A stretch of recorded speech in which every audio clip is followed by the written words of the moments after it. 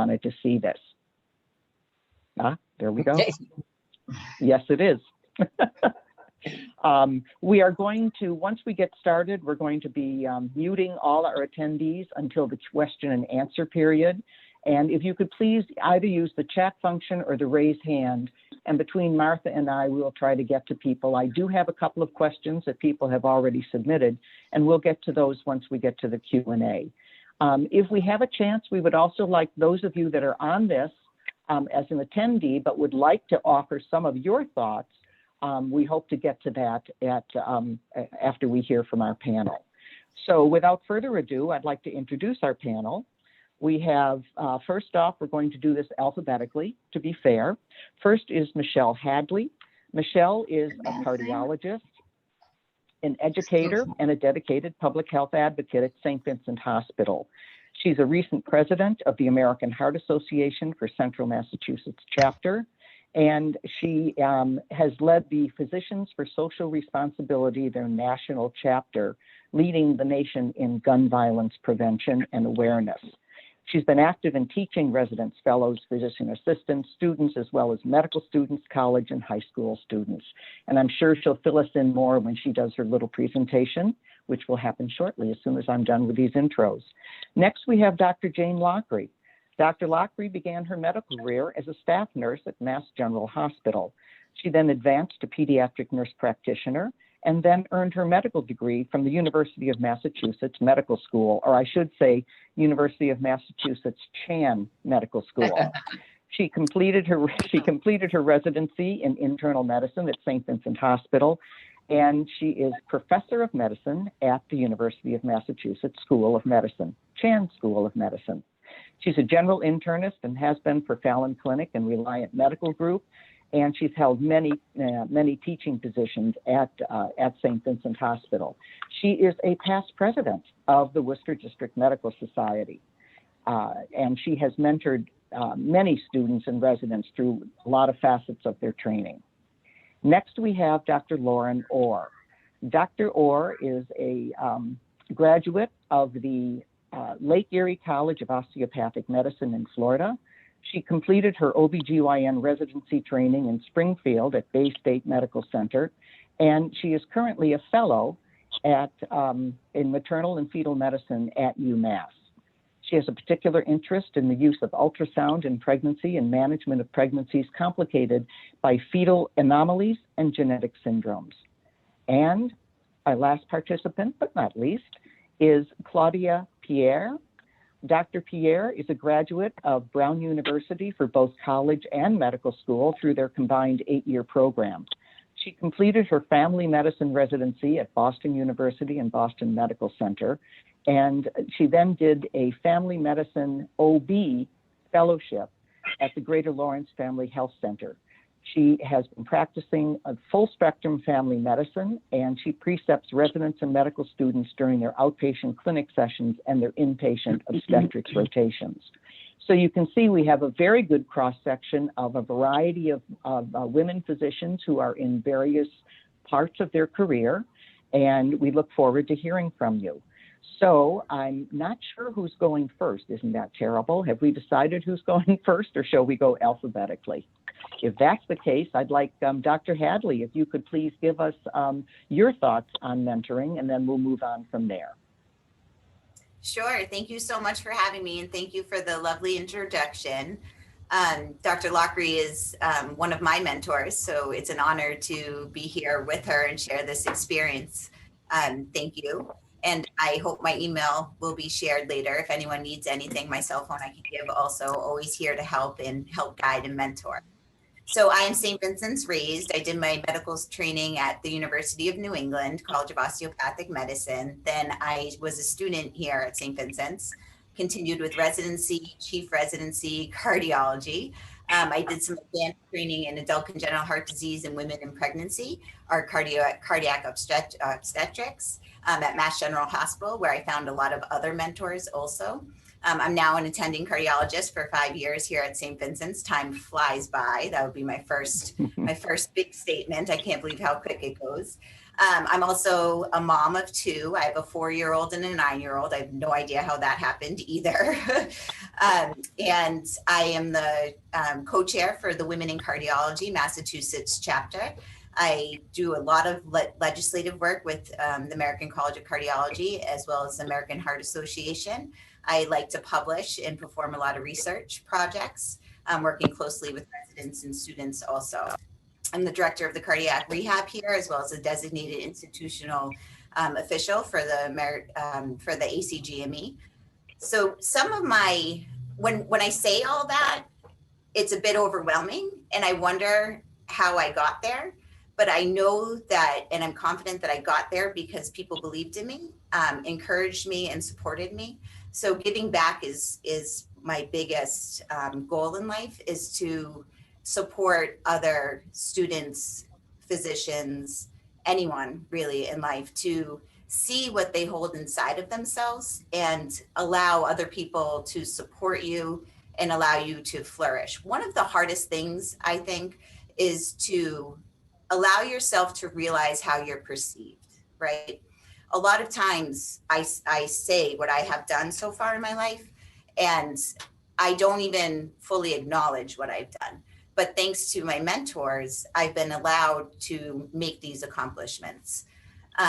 One of the ways I've developed myself as a person and as a physician and as a mom is I've always opened myself, allowed to maintain contacts, right? Never burn a bridge, we say. I hope none of us would ever even allow that to happen, but realize that every day, every opportunity you have, you're building a relationship. Take the good from people that you love and put that in your practice. And then also realize what you don't want to do and what you don't want to be. Surrounding yourself with positivity and support is key. I believe that a great mentor is someone who builds you up, right? Allows you to flourish and keeps you connected with the community. And I would be Dr. Lochrie, for example. I remember interviewing or being a student, a third-year medical student, and her positivity, her ability to make me realize at such a young age and so early on my potential for growth was inspiring. Find those inspiring people, hold on to them. Dr. Lockry actually reached out and asked me to speak today also. So the relationship now, gosh, Dr. Lockry, a lot of years later, still there, right? That connection is still there. That person that you don't see every day is always with you, thinking of you and supporting you. And that's what I'm giving back also. So thank you, Dr. Lockry. Please, I love having people, students, residents. I love teaching. I was actually right before this meeting preparing for my lecture at noon today. Helping everyone grow to be 100% of what they should be, 110%, right? You can't do it alone. I'm here for you. I'm happy to help. And whatever you need, please feel free to contact me. Thank you.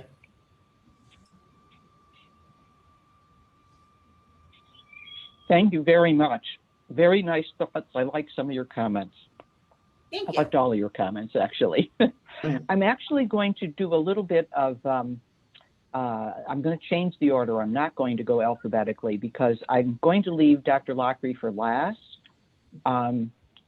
She has a lot of wise things. So I'm going to move on to Dr. Orr. So Dr. Orr, let's hear what you have to say as a fellow. I think this is an interesting time for your life also. Yeah, hi, good morning. Thanks for having me. It's a pleasure to meet all of you and kind of broaden my networking, with this opportunity. So thank you. I'm really happy to be here. And thanks for the introduction. As you mentioned, I am an MFM fellow at UMass. I'm currently in my third year of fellowship. So this is my third and final year. So I'm in the midst of looking for my first real big girl job, as I like to say. So definitely an interesting time. I am the panelist who is earliest in their career. And so I think most of my experience in the world of mentoring has been as a mentee, not necessarily as a mentor. I'm kind of starting to build that aspect of my mentoring. So I was hoping just to talk about some experiences I've had as a mentee, things I have found that have been really helpful, and kind of if there are other people who are earlier in their career, kind of ways to go about finding a mentor. So first off, I think one of the stresses that I found during training was that all of these really great wise people were saying, you have to find mentors, Lauren, like find someone who can guide you, go find a mentor. I'm like, okay, I have to find a mentor, I have to find a mentor, but like, how do you do that? So that I thought was like a really big stress, especially when I was first starting my training. And so I think the thing that I've come to realize about that is just to kind of take a breath, relax, and then just look at the people who you're around every day. And I found that most of the best mentor relationships that I've had have just kind of developed naturally. So, you know, being around people all day on call, in the office, you know, on rounds, you talk with the people who are around you, you get to know them, and you quickly can identify people who share similar practice styles to you, who share similar clinical interests as you, who, you know, have similar lifestyles. So, you know, they're like, oh, you have a dog, I have a dog, you have a kid, I have a kid, this is great. And so I think just being around people and being engaged while you're at work, both on the clinical aspect and on, you know, personal lifestyle things, can help you identify people that you identify with, and then those mentor relationships seem to build a little bit more naturally. So that's how I found most of my mentors. But that being said, you know, recognizing that you connect with someone isn't always that simple. So I think being mindful of, hey, I'm really looking for a mentor. You know, Dr. Smith is really interested in ultrasound, and like, I think I really like ultrasound. So I'm going to tell Dr. Smith, like, hey, I really like ultrasound. You also seem to really like ultrasound. Could we talk about how you made ultrasound part of your practice, and kind of, you know, finding a way to engage with somebody who has those interests with you. I think one of the other pieces of advice that I got as a mentee was, if you're having trouble identifying someone to be your mentor, or if you have a really great mentor for, you know, say one part of your clinical life or clinical aspirations, but you're really looking for a mentor still, say in another aspect, like, I really need a research mentor. I have somebody to help me with my clinical interests, but I'm having a hard time finding somebody who is into research. I think you have to feel empowered as a trainee or a mentee to go to somebody who is your trainer or your supervisor, your program director, et cetera, and say, hey, I'm really interested in research. I can't find anybody, or I haven't been able to find anybody that I connect with. Do you have any suggestions? Who can I reach out to? So I think asking for help and kind of advocating for yourself can be really important, and recognizing that it's okay to say, like, everyone tells me I need a mentor and I can't find one for X, Y, and Z. So can you please help? I think another tool is being aware of the local, regional, and national organizations that are available, especially to trainees. I think a lot of the times we get so bogged down in the nitty-gritty of, you know, working residency hours, et cetera, that we forget that we have all of these resources around us. So a great example is that for maternal fetal medicine, the National Society actually on their website has a Find a Mentor page. And so it's all of these people who, mentors who have put in their clinical interests and have said, like, I'm willing to mentor trainees. And so you can literally go on there, and it's almost like an eHarmony website. You put in your likes and you get matched with a little mentor. So there's lots of resources like that available. So just being aware of those things. On that same note, I have found that, like, going to meetings, being engaged in these organizations is also really helpful. I think at first it's super awkward because you go to these cocktail hours and you don't know anybody and you're kind of just like awkwardly bumbling around the room, but you just kind of have to throw yourself out there and do it, and know there are other people in the room who are feeling just as awkward as you, and it gets easier. And then the next time you do it, you see somebody that you're like, oh, we talked last time, great. And so it just becomes easier and you get that networking, and I found that to be really helpful, especially as a trainee. Let's see, I'm looking at my cheat sheet here. The last thing I would say about, looking for a mentor is not being afraid to also just say to somebody, hey, do you want to be my mentor? Like, I really like that you like X, Y, and Z, and I think we get along really well. Like, just being very frank and saying, could you tell me how you did this? How did you get to where you are at life? Like, could you help me, figure out how to make that path for me? So not, again, advocating for yourself and not being afraid to say, do you want to be my mentor? Like, kind of like asking someone on a date. And then I think as I have started to make that transition into attendinghood, one of the things that has come up that I found has been important is when I'm interviewing at future jobs is asking them what their mentorship, what mentorship they have available. Are there, people who have been in the practice longer who are kind of looking for somebody new to take under their wing? Do they have any faculty development programs and things like that? It can be important. So just, some pieces to ask as you're looking forward is, not being afraid to ask what's available. And then looking forward as I kind of start transitioning again into that attending life and hopefully making that transition into being a mentor for trainees is kind of what Dr. Hadley said, this whole idea of paying it forward. I'm really grateful for all of the great guidance that I've been able to receive through training. And so I think it's really important to not forget that and to really pay it forward. We're all in this together. It ends up being a small world at the end of the day. And so not forgetting that, I think sometimes, we get busy. Clinical life is stressful. And so just remembering all of the great people who have been around you and helping to pay that forward for people is really important. And then I think one of the biggest things is if you're doing something clinical or, with a younger physician, and you recognize that they have particular clinical interests or particular skill, not being afraid to say, hey, Samantha, I see that you really seem to like doing vaginal deliveries. Like, do you want to do OB? Are you interested? And I think just like empowering other people around you to say like, thank you for recognizing that. Yes, I do. Like, how did you get into OB or, something like that. So just being mindful of what's going on around you and feeling like you can empower other people to kind of step up and tell you what their interests are. I like to say one of the things I like to do when I give any of the medical student, especially lectures, is just a disclaimer of I'm available if you want to talk about anything OB related, MFM related, life related.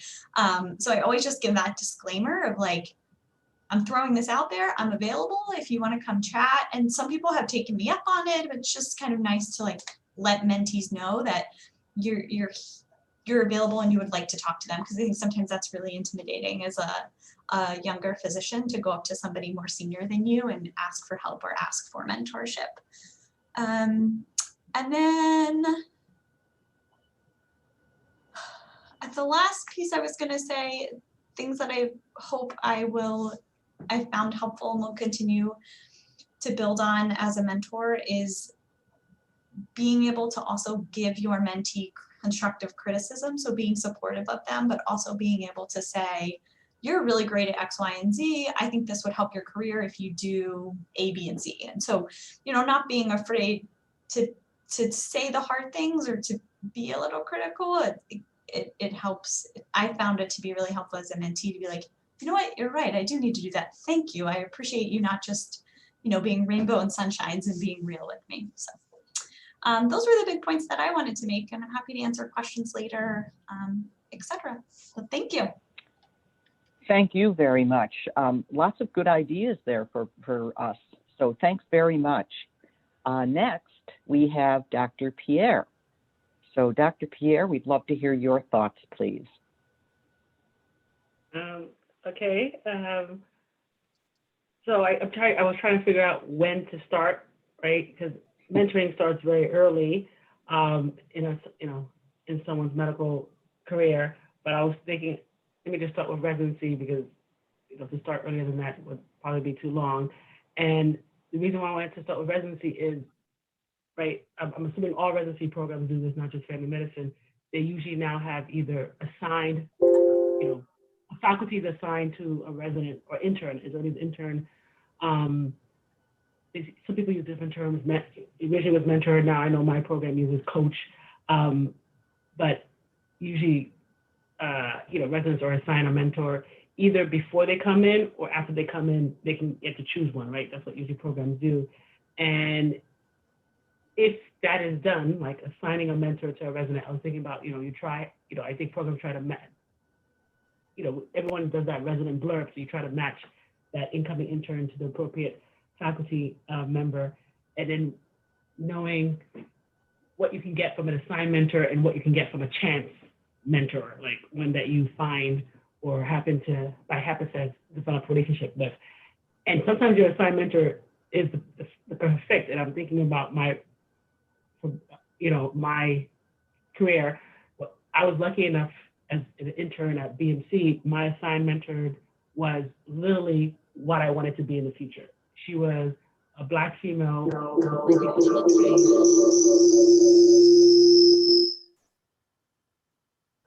She was a Black female who was OB fellowship trained, working in an FQCHC, which is what I wanted to do. So, and she was open, she was, warm, we could be casual enough, and she was a great mentor. Unfortunately, after my intern year, she, left the program and moved all the way to Texas. So I got assigned another one. And the reason why I want to talk about assigned and chance mentors is, right, of course, the program thought, oh, we have another female OB fellowship trained family doctor. So that would be, right, the perfect fit for Claudia, who has expressed since the beginning she wants to do an OB fellowship after residency. But it kind of wasn't. And she was also a person of color. She was Asian, but the fit wasn't as good. It felt like, yes, I agree with Lauren that you should be able to give constructive feedback, but I just felt like all she did was tell me any of the things to work, the areas to improve on, or any negative constructive feedback that she got from the collection of feedback we get.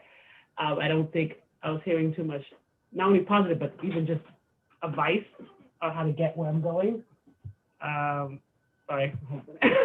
And then, but in the outpatient setting, and this is what I was thinking about recently when in a family medicine dialing group, we're talking about mentoring, and it may not be who you expect. I would realize after the rest of my 2 years of residency, my mentor ended up being an older white gentleman, Dr. Chingali, that I really bonded with, and who was very nurturing, still could give constructive feedback in a nurturing way. And years later, when I was talking about this in ballot, I realized, oh my gosh, because he wasn't my assigned mentor. He was my mentor, and it wasn't who you would think. He doesn't do inpatient OB. He didn't have kids. He was an older white man, and it made me even finally think of him to the point where I felt like, oh my gosh, I really should try to reach out to him and let him know how important his mentorship was. And I don't know if he realized he was a mentor to me, even though he wasn't my assigned mentor. And I think, one thing, hopefully we can help, people looking for mentees to know that you can have assigned mentors, and hopefully that's a good fit, but there's always these great chance mentors that you can find that can still be your mentors, even unofficially. And then the key to an assigned mentor being a good one, if the fit doesn't work, I think, is knowing when to connect your mentee with the right person. Sorry, you're right, my husband, I forgot to turn it back on. And I think that's, a way of being a good mentor, right? Oh, I got assigned to you just because, via the program, but you're interested in palliative care.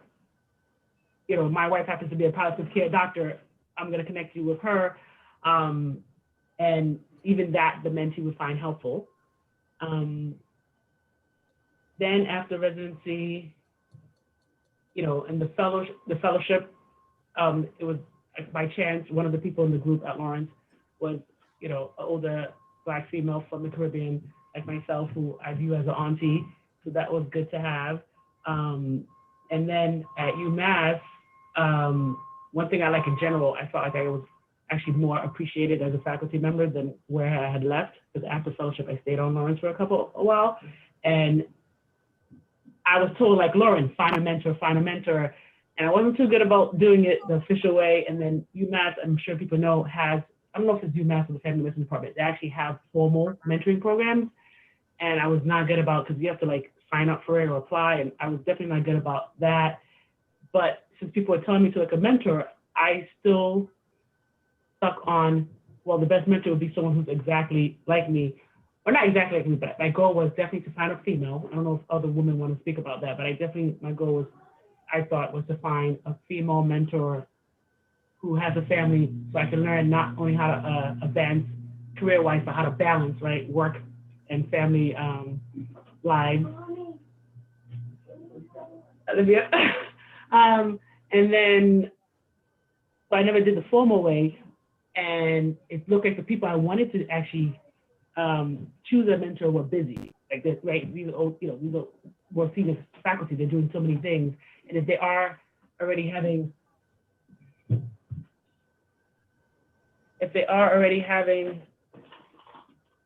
sorry.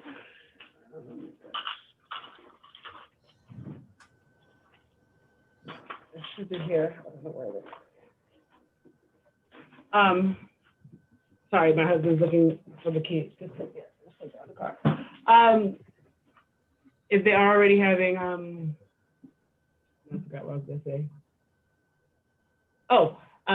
So what happened to me when I first came to UMass, I didn't do the formal way, and I was looking for one informally because I was told to get one, but it seemed like all the senior faculty who were women, who were doing so many things, and I wanted to know particularly how they were balancing work-life balance, already had a mentee, and I felt like I was worried about burdening them. Oh, they already have one or two. It seemed wrong to ask them to take on a third person. So I never officially got a mentor, but as time went on, I realized more than one woman at my site who actually do inpatient OB were very good about what I call pushing me to my faculty development. You know, they knew my focus was, I love the clinical aspect and I love teaching. I'm not an administrator. I'm not really into research or scholarly work besides teaching, but they were good about, okay, you need to do this ground rounds. You need to help us facilitate this workshop during our family medicine department, faculty retreat. Of course, I became a coach to interns, and recently a former grad was someone who was interested in OB fellowship. So that was a way for me to help. Oh, sorry, she wasn't my assigned coach. That's what I was kind of talking to. She was assigned someone else who does inpatient OB, but not OB fellowship trained. And they also just didn't, I think, have a persona fit. So unofficially, right, I was her mentor, and, realizing you could mentor someone unofficially. And then I feel like, lastly, I should speak on being part of an underrepresented group in medicine. Right, especially even at UMass, right? I didn't have a person of color as a mentor, but it was good to have these other women, right? The women I'm talking about, that I'm thinking about, that have guided me, Sarah Shields, Tracy Keenan, a white woman, but I don't think they're the ones who keep pushing me to like do more academic things, like, nope, you need to do this ground rounds, you need to go to this double AMA minority workshop or CME conference, you need to facilitate this research, you need to become, we'll support you when you become the director of perinatal services at Family Health Center. If you need advice on how to give constructive feedback to a colleague, or how to word an email, make sure, like, even those little things, they were there for me to how to articulate myself better. I know I worry about that. I used to always worry that I don't sound articulate enough or professional enough. And real interesting ones, I kind of said to one of them, I let them know, I was like, I really appreciate you mentoring me and always pushing me, even though it seems like I might be resistant to it, because, there's not people of color for mentors for me, and I don't know if you're doing it for me in that sense. And she was actually surprised. She just saw it that she was helping junior female faculty, right? It wasn't even about trying to bring someone of color up. So I just want people this bigger group to realize that especially the woman, like, right, this is the woman in medicine, women mentors are really important, and you don't have to look like your mentee, but if you're pushing all the different types of mentees, you are going to mentor them, and know you can do that, like even to a mentee of color, and you could do it. The pushing is not going to come off as constructive feedback, right? The pushing is going to come up as trying to advance them, trying to help them out. And then another issue, which I'm sure we're going to talk about, is going from the mentee to the mentor role, I think Lauren's saying, and realizing while you're a mentor, you still can be mentored, right? Because that's what's happening to me right now. I'm kind of mentoring this physician who's OB fellowship trained and still in the process of getting credentialed. And there's been, these women are helping me on how to mentor her, like how to give her constructive feedback and stuff like that. So I think people need to, right, we all need to realize that too, that we go from mentee to mentor, but even while we're becoming mentors, we still can be mentored by more senior people, including on how to mentor. And sorry that was disorganized, and sorry for the interruptions.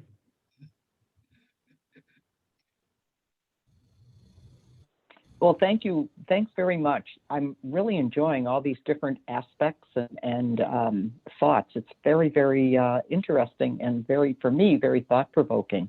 We're now going to hear from Dr. Lochrie. So Jane, your turn. I'm delighted to be here, and thanks to all our panelists. I'm learning a lot too as I go through, and particularly thank you to Michelle Hadley for her kind words about me. So I thought I'd just start out with a story, because stories are always fun. So this goes all the way back to when I was a senior resident, and I had just been on call for Thanksgiving, and I was supposed to have an elective the next month, and I was very excited because I was going to be working with somebody that I really liked. And I got a call from the chief resident who said, we really need somebody for the wards for December. Could you please do it? I promise I'm going to give you a great intern. You'll have a really good month. And I was like, I was just on call for Thanksgiving, but all right, I'll do it. She knew I was a pushover. So and she called me the night before we were starting, and she said, I have to apologize to you. I know I told you I was going to give you Mary, but you're going to be working with Jim. And Jim had this reputation. He was only going to do 1 year of medicine. He was going into radiology, and he made it very clear to everybody he did not want to learn medicine. He was putting in his time.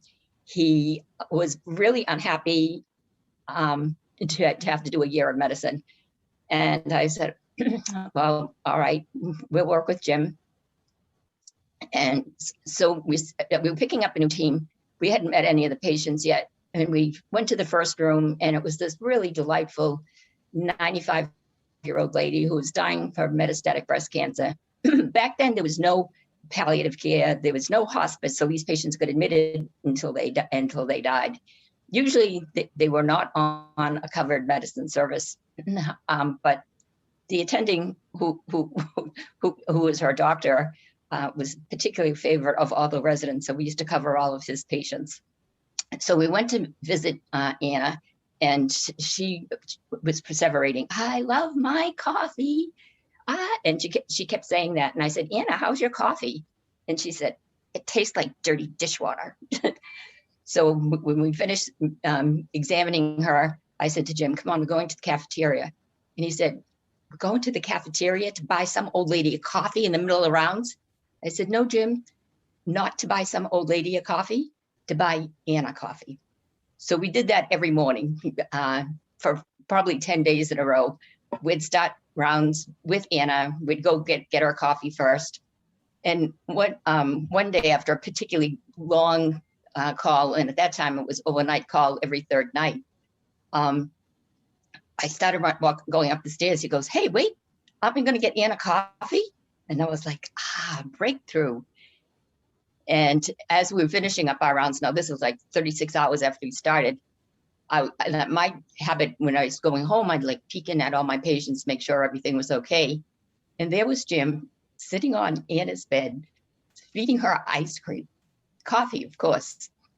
So I never even told him that that I saw that, because I knew he would not want me to have observed that particular behavior in him.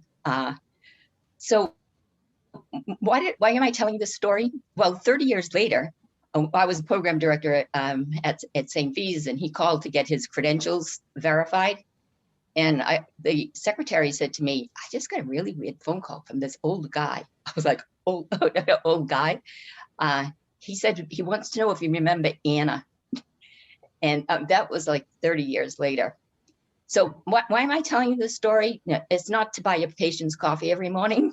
It's to say we are all role models. And we're just going to tell you how I try to go from being a role model to a mentor. What type of things that we have to do to sort of make that transition. And I'm going to tell you, with Jim, I really think I was a mentor. And, you know, the first thing I think that you have to do is you have to, for those of you who have taken the Healer's Art Court, to listen generously. And listening generously means you just sit there and let the person talk. You don't try to interrupt them. You don't try to fix anything. You just sort of are present and sort of validating what they're saying. So I sat Jim down and I said, Jim, why don't you like medicine? And he said, I like seeing patients. He said, I had a terrible experience as a third year student. And at that time, and he was a UMass grad. And had he, the Gold Humanism Society had been around at that time, he would not have been inducted. But, you know, I said, just tell me what it is you don't like about medicine. And he said, I just had this terrible experience. The team didn't get along and I got blamed for everything. And she said, I got this reputation at the place I was working, and he had to stay there for 3 months because that's how it was done at that time. And he said, you know, I don't know what happened. I got a terrible evaluation. And he said, it just gave me a really bad taste in my mouth. So, you know, that's the first thing you have to do. Find out, you know, what your mentee is all about. Try to find out about their personal life, you know, what's going on, what's working for them, what's not. So our next job is really to inspire our mentees. And we do this by setting goals for them. And you want to set realistic goals because you don't want them to, you know, be failing. So, and you can ask them, you know, what it is that you want to accomplish by this. And I said to Jim, what is it that you want to accomplish? Because I just want to get out of here. I don't want to be working here. I have a terrible reputation because I went to UMass and everybody at UMass, you know, told everybody over here. And I said, okay, Jim, let's decide what you want to learn. I'm going to be with you for a whole month. And in December, so there were a lot of medical students around, no fourth year students. So I said, all right, I want you to pick 2 topics for the week. And I said, so I thought that was realistic. I said, I'll do one, you do one, you pick the topics.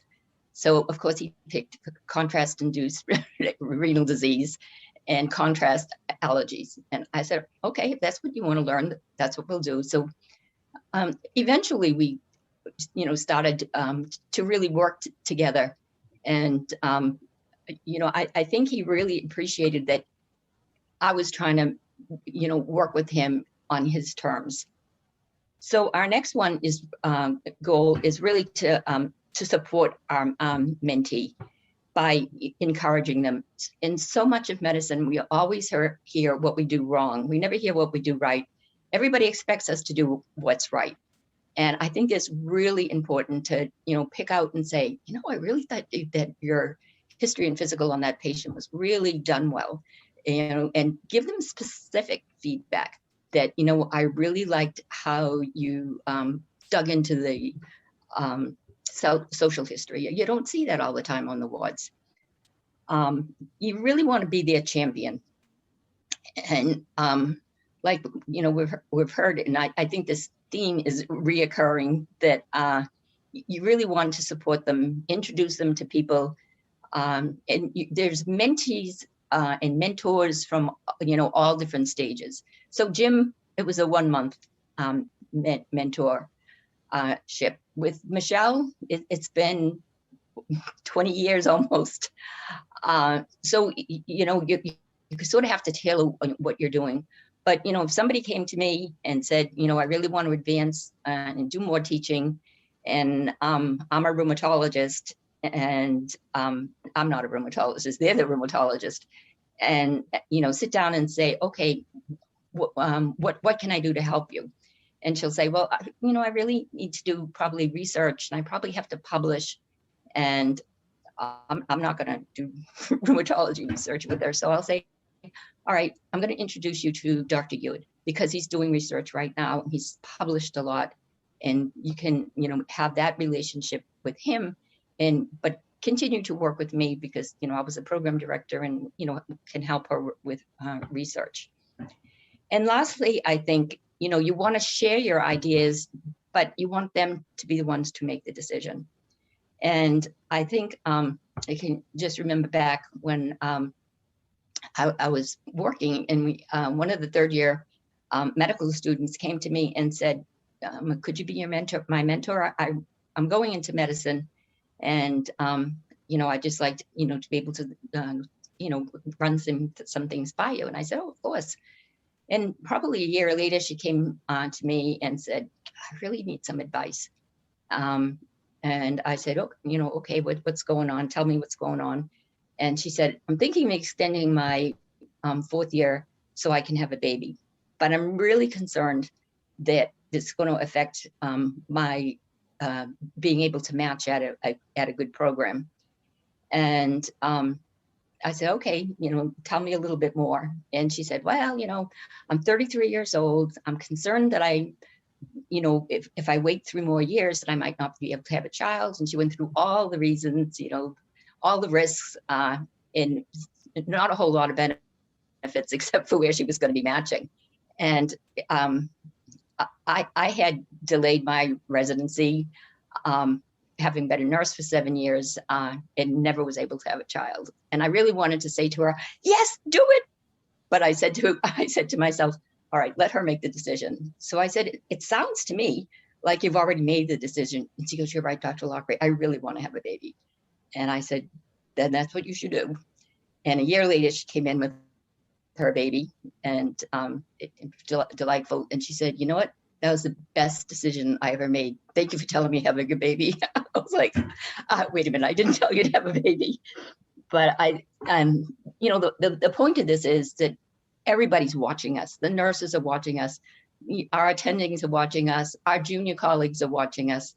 And there's a lot of opportunity there to, you know, to help people along. And that,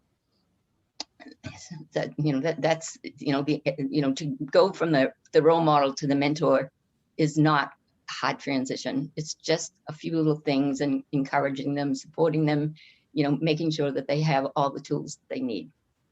So thank you. I'll be happy to answer any questions. Thank you very much, Jane. Thanks a lot. This is very exciting, I think. I hope people are taking notes and getting a lot of good ideas. We're going to go into the question and answer period now. And I already have had some questions that have been submitted beforehand, so I'm going to address those first. And any of our 4 presenters, if you would just please chime in and unmute yourself and chime in to answer these questions. So the first question that came in a couple of days ago was, who was your most influential mentor and why? I'm throwing it out there. Who's going to catch it? Can you repeat again? You came in a little Sure. choppy. Who was your most influential mentor and why? So I'll take that. And I was the first female internist at Fallon Clinic. And I did not have a female mentor. And there were a lot of people at the clinic who I really admired. And that's why I wanted to go there and to learn from them. And there were just so many of them. But I'd say that, you know, Dr. Popkin and we were assigned mentors back then. Because of the way he treated patients, he was calm. He listened to the patients, and the patients, I mean, he was, and this is more why I thought he was a great mentor, because he was always late. He was 45 minutes late, but his patients knew he was going to listen to them, and he would sit down and listen to them for 45 minutes if that's what they wanted. So I think I learned a lot from him, and I think there's also the assigned mentor. So I was an assigned a mentor, a negative mentor, and I think they can have an influence on you also. And you know, he sat down with me and he said, and part of this was part of their reimbursement and, you know, patient satisfaction. A lot of different things, you know, how many patients did you send for a consult?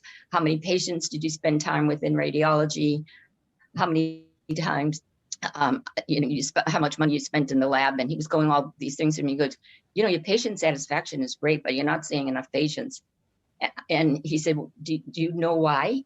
And I said, you know what, first of all, I do all my own pap smears. All the men send them to OBGYN. It takes time, but I said, that's the right thing to do for the patient when they're undressed. They already have a relationship with you. Why would I send them to somebody else when I can do this?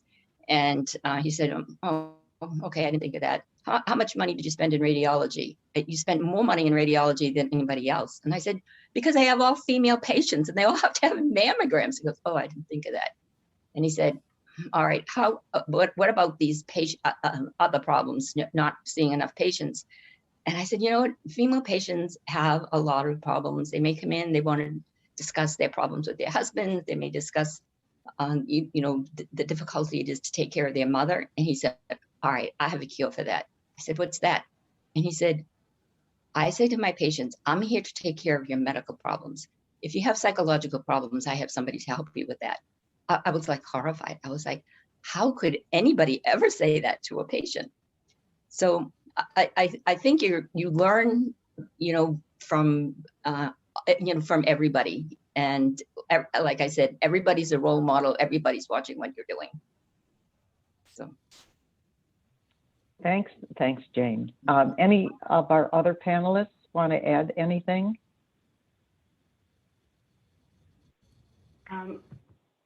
I think that's very hard to pick who is the most influential. In the series I gave you, like the 2 in residency, the 1 in fellowship, and the couple now. But since intern year is the beginning of, you know, the true training after med school, I will have to admit that having my mentor be basically what I envision myself in the future, right?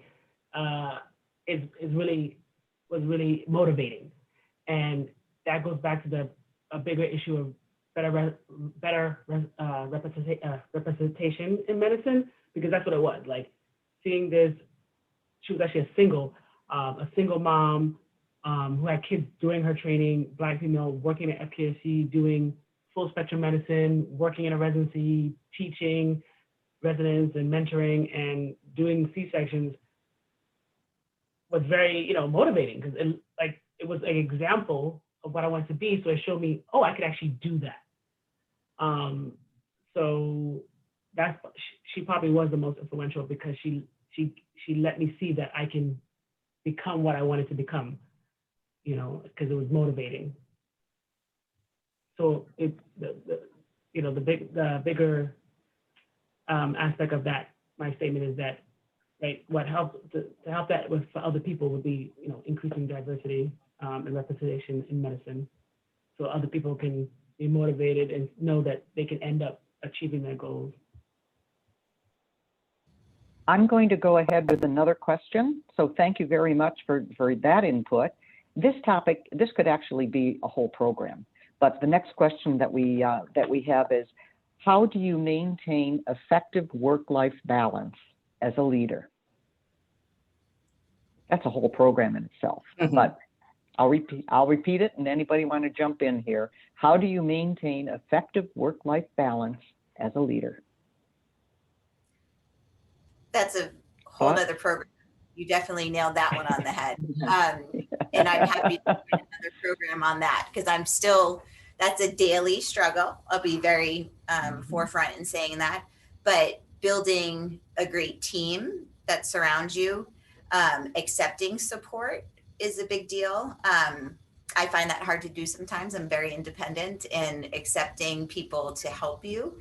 I am fortunate enough to have a rock star husband who is very active with my children, which makes me feel comfortable if I have some late nights or weekend conferences. And realizing that you have control of your schedule is not easy as you're transitioning and building your clinic and your work environment, but really advocating for yourself to make sure you have the support to build a good team, and demonstrating the need for one and being proactive and speaking up. And then if you're struggling, also reaching out to your mentors and saying, how do you do this? Realize it's okay if you feels like it's out of control, because often, well, not often, but I have shut the door before and have cried a bit and said, how am I going to make it to my daughter's softball game?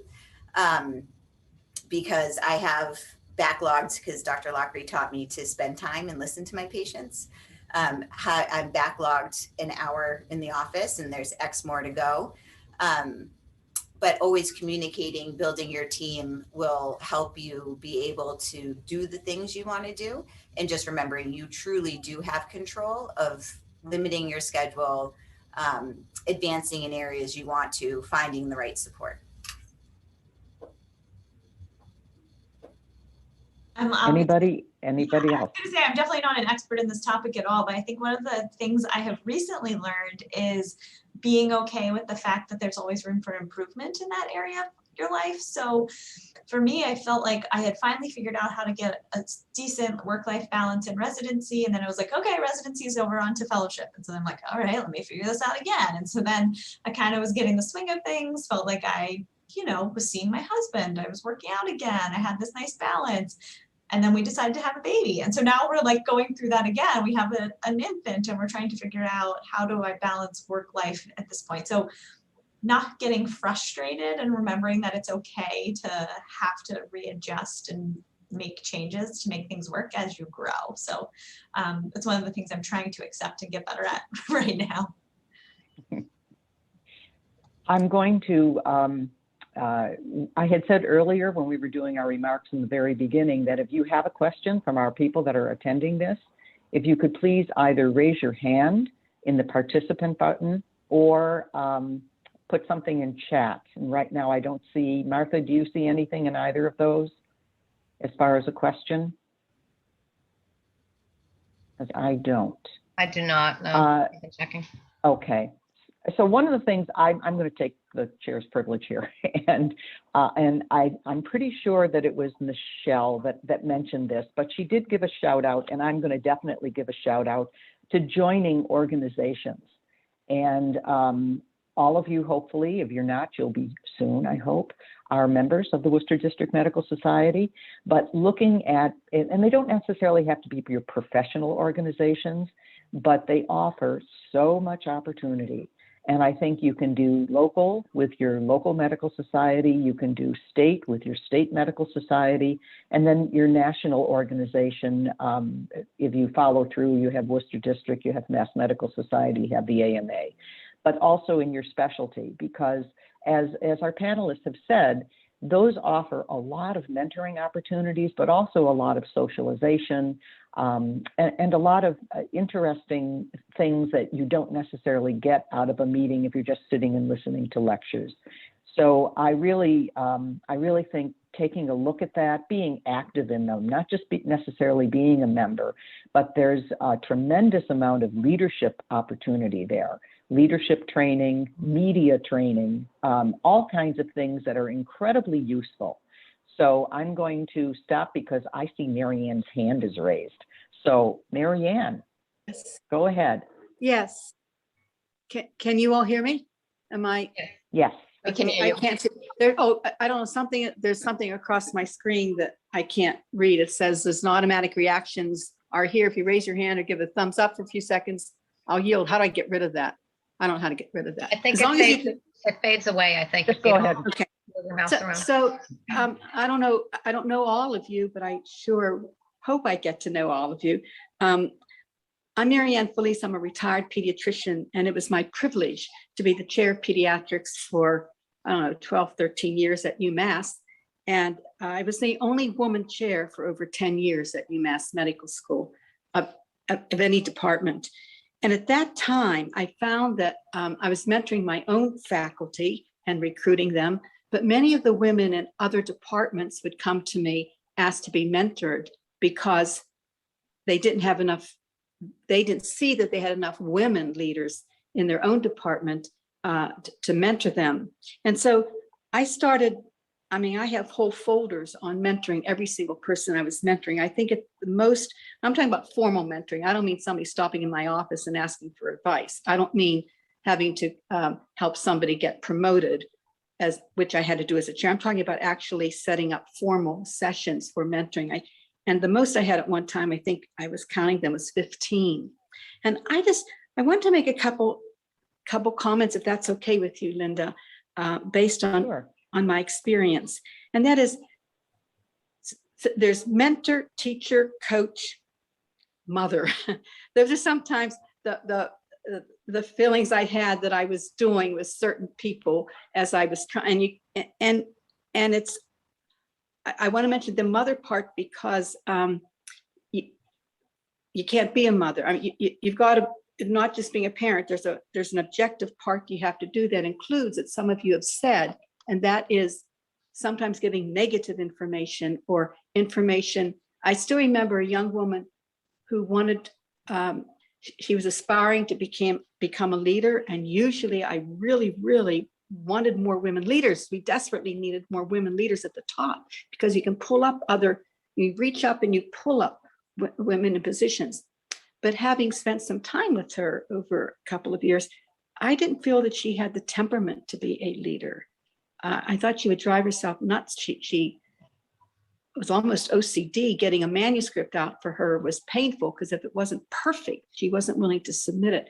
And so I found myself, I want to remind you that sometimes being a mentor has to be the ability to kindly express information that they need so that they aren't getting themselves into more trouble.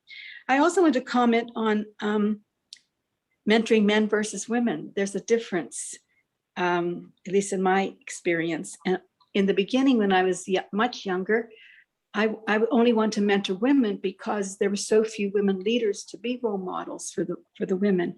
And two men objected and accused me of discrimination because they wanted to be mentored. And I found that amusing, considering what women have gone through over the years. But of course, I took them on, and I have also mentored other men as well. And there are differences, subtle differences between mentoring men versus mentoring women, in my experience. There's also long distance mentoring. You had mentioned, Lynda, that our national meetings, we meet a lot of people and there are a lot of programs there. But what's happened at my national meetings is you get matched with people all over the country. That can work. You have to set up a time, though, that you take seriously, that we're going to have a Zoom call or we're going to have a phone call or whatever. In the old days, you could meet at your annual meetings, at least face to face, but now we don't all go to annual meetings because of Zoom, but you can still have Zoom meetings with people and mentor in that way. And it's not the best situation, but it does work, and we should do that. And then the last thing is, I'm still mentoring, once a mentee of mine. I guess you never stop being a mentee of mine. Just this week, I had breakfast at Panera's with one of them, I thought they were former mentees from UMass. And Wednesday night, I had dinner with one of my mentees. So it's wonderful to be able to still be a mentor and see, as you get older and more decrepit, in my opinion, that your mentors also, you see them maturing and becoming wonderful and good mentors in their own right, which I have found very, very rewarding. And I just wanted to share some of those observations with you. That's all I have to say, Lynda. I'm sorry. Well, thank you very much, Marianne. And I'm looking in the chat box, and I've been neglecting to look at who the participants are, but I do see that Dr. Carol Allen is on this call, or on this Zoom meeting. Dr. Allen is a pediatrician also, and she is the current president of the Massachusetts Medical Society. Yay! I think there have been, in 200 plus years, there have been 7 or 8 women presidents. Isn't that pathetic? But, and it took a couple hundred years for a woman to become a president. Anyhow, she has something in the chat which I think is very interesting. If you could all take a look at that and let Carol know. We will be, if you give us your email addresses and give us an okay to share them, you can contact her about this particular program about leadership. I have done that leadership program, and it was really outstanding. So I have also, I'm looking at a hands up here with Chris. So Chris, go ahead.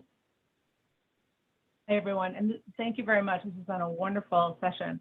So I'm actually an LC mentor at the medical school, one of the formal mentors that you were sort of referencing. And it's funny because I actually see one of my mentees. I'm not sure if it's just her name, Chloe, or if she's actually there, but it's hard to tell sometimes without the pictures. But I thought it was actually very sweet to see one of my mentees on this call, Zoom. But I think, often I'm an internist. Often my mentees have sort of nothing in common in terms of what they want to do. I have a lot this year, first year, is everybody wants to be a surgeon, orthopedic surgery, general surgery, plastic surgery.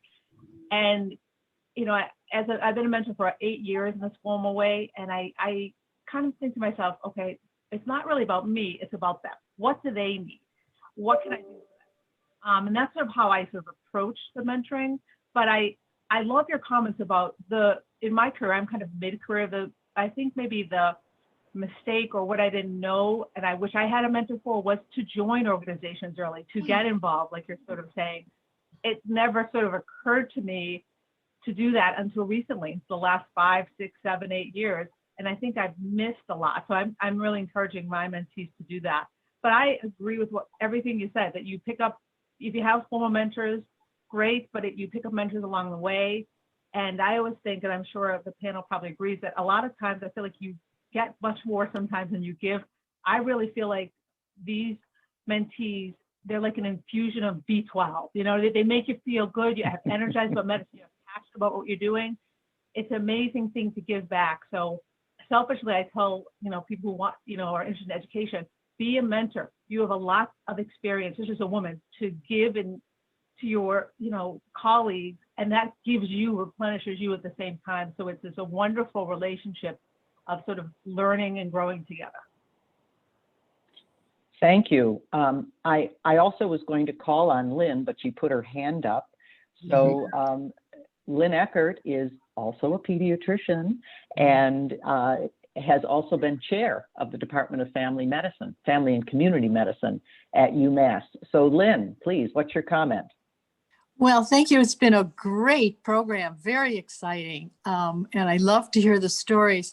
I just wanted to share a couple things. One, that all of your mentors, I have found mentors not in medicine that have been very valuable. People that are in business, people that are head of nonprofit organizations or religious leaders, I think give us a different perspective on society and how to sort of interact with people, and help those people actually help in mentoring and working with patients. I think they're very, very valuable. The second thing I would say is, as a chairman of a department, and unfortunately, Marianne Felice and I have the same experience. We were the only women chairman at UMass. I was ahead of Marianne, and she was hoping, I think, when she came on, I would stay, but I was leaving at the time she was staying. So But many women, compared to men would come into my office and say they were ready for the next step. They wanted to jump up and be a division director or something. And women I had to push along. They always said, well, I'm not quite ready. Men weren't ready. Men seemed to think that they were ready when I didn't think they were ready. And women seemed to think they weren't ready when I thought they were ready. And so the thing I would like to share is if your mentor or your supervisor is, asking you to do something that is taking on more responsibility and more authority, and they're willing to ask you to do that, I think we should step forward, and the mentor will guide you in that process. And we shouldn't wait around. Yeah.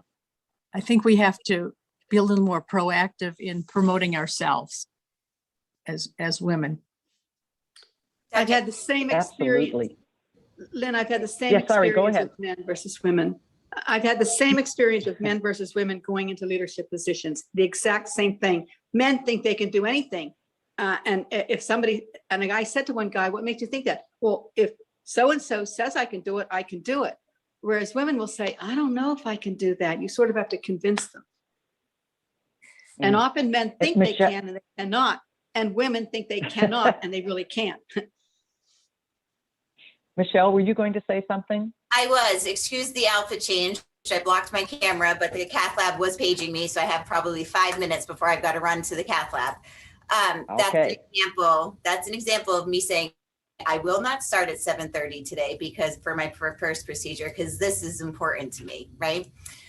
But to add on Thank you. thank you. Adding on to the last comments, I have always envisioned myself, thanks to my mentors, as a leader. I knew I was going to be, or I know I will be chair of cardiology at some point here at St. Vincent's Hospital. And I actually made that very clear. I set up a meeting with the current chair. And maybe I shouldn't have said that if you look up who it is, but lovely person. But his words to me, which I, as a female, I think sometimes we try to defend why someone else comes off some way. But his words were to me, Michelle, you're so young and you've got a lot of career to go. And why would you want to do something with like this when you have young children? And I kind of looked at him and I thought I had to really process before I speak, right?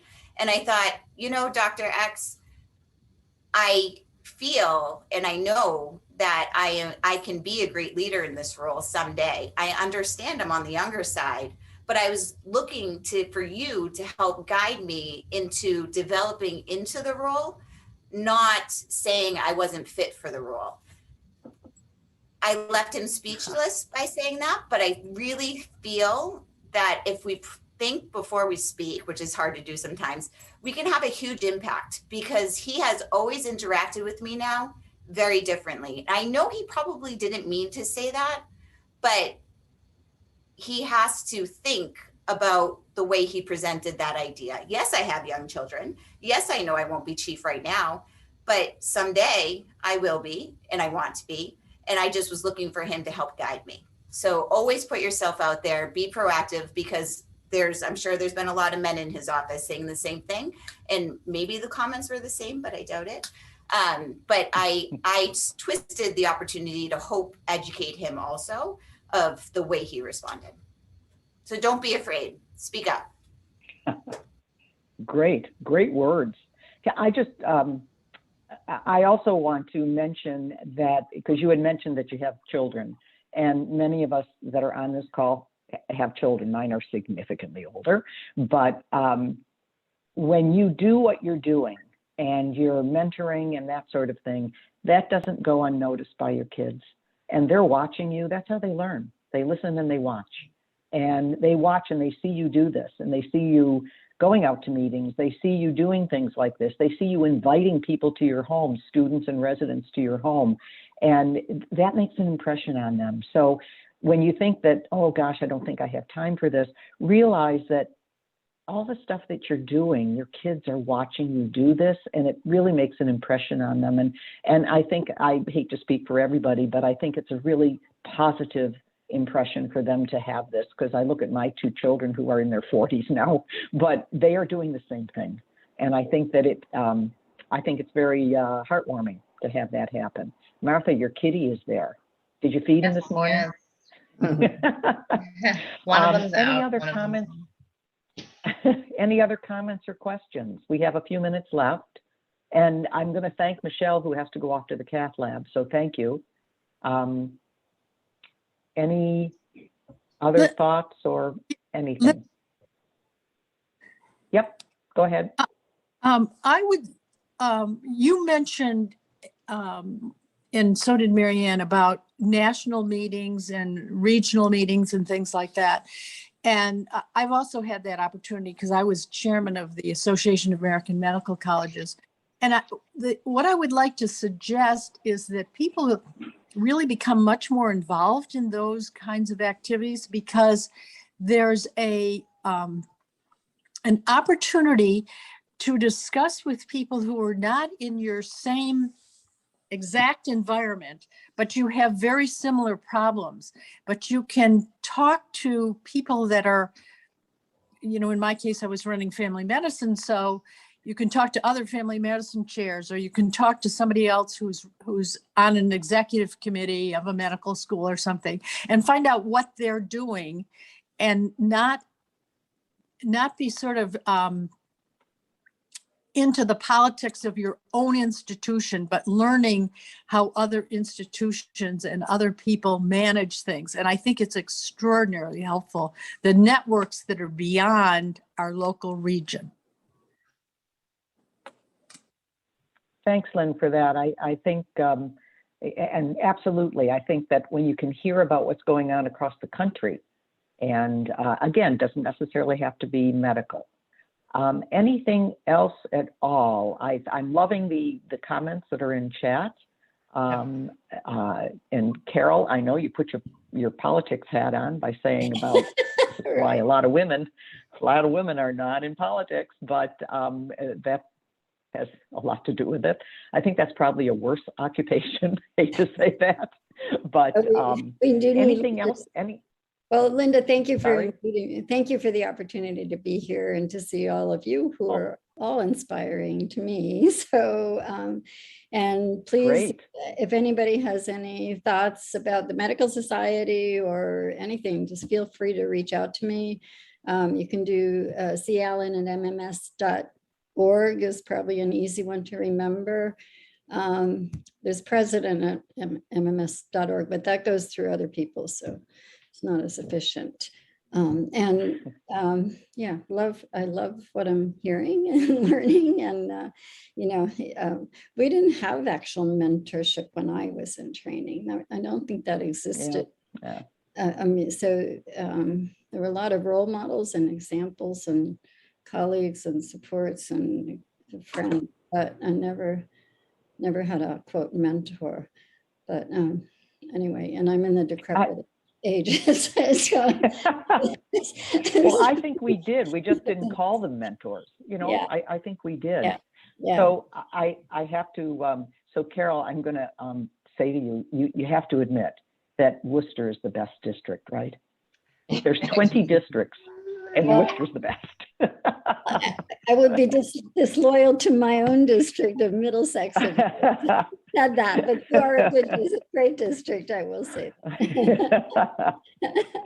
Not like putting you on the spot. Anything else at all before we end?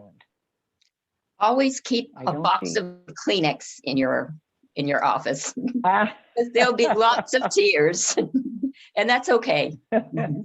Yes. Well, I'm going to take the opportunity. I'm going to give you about 12 minutes. So we were going to end at 9, but that's okay. Many of us have other things that we have coming up at 9 o'clock. So thank you so much. Definitely to our panelists for taking the time to meet with us prior to get all of the details ironed out. Also for taking the time to put together your presentations. They were so well received, and it really was a truly great program. Thank you to the participants and to those that participated in the question and answer. But in particular, I have to do a shout out to Martha and Melissa, who put this all together, put a lot of time into this, run the show. They are the heart and soul of Worcester District, and we couldn't do it without them. So thank you. Thank you so much for all that you've done for this program and for for all the programs that we do. And this has been a very challenging time with not being able to meet in person. And then lastly, thank you to Physicians Insurance for your continued support. Definitely appreciate that. So I am going to say have a good day to everybody. Look in your email box at some point so you can get your coffee. I think it's Starbucks. Is that right, Martha? I think so. I think that's what yep. But anyhow, thank you for joining us, and go out there and mentor. Now you know how. Thanks very much again. Have a good day, everyone. Thank you, everyone. Thank you. Bye-bye.